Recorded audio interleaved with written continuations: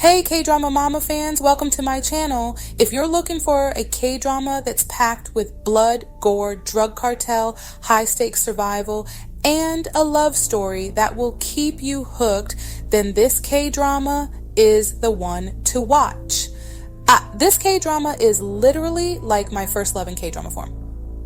The 2021 series, Happiness, blends apocalyptic horror, a deadly virus, and a love story that thrives amid chaos. Today, we're going deep into the world of Happiness, talking about the terrifying virus, the bloodshed, the intense love story between our two main characters, and everything that makes this series a must-see. Let's jump in. Happiness plunges us into a world terrorized by something far more insidious, a virus that doesn't reanimate the dead but twists the living into something monstrous.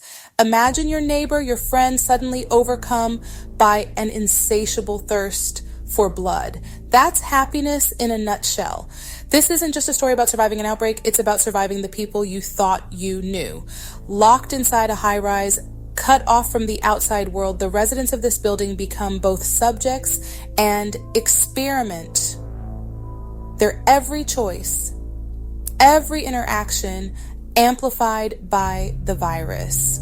Happiness isn't for the faint of heart.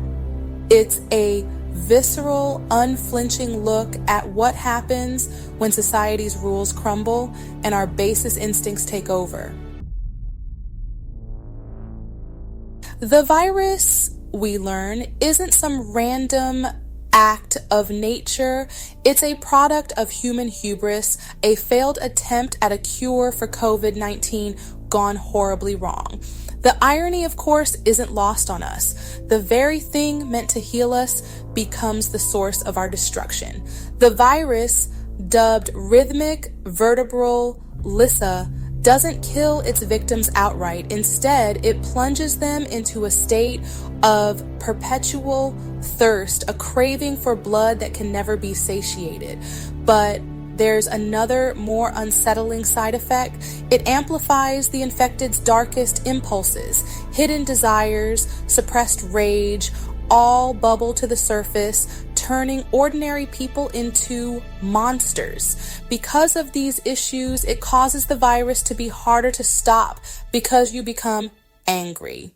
Even you can become a zombie.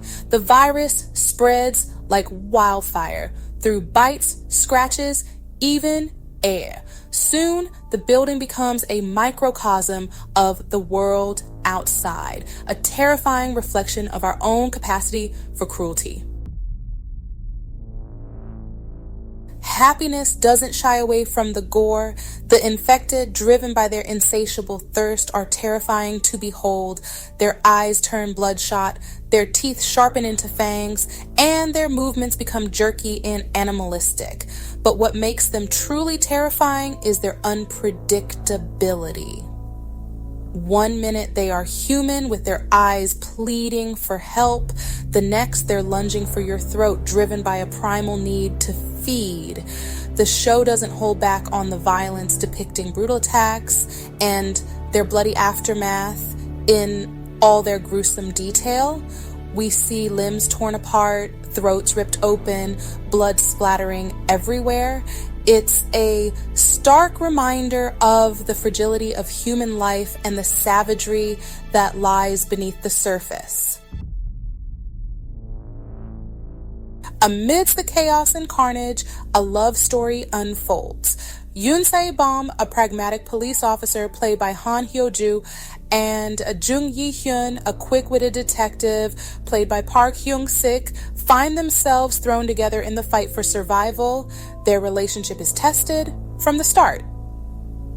The first 6 minutes of the first episode really gives a good insight into their crazy yet funny relationship. Se-bom, immune to the virus, is tasked with protecting the building's residents, including Yi-hyun. Yi-hyun, desperate to keep Se-bom safe, throws himself into danger time and again. Their bond, forged in the fires of adversity, deepens as the situation deteriorates. They rely on each other, protect each other, and ultimately their love for each other becomes a beacon of hope in a world spiraling into darkness.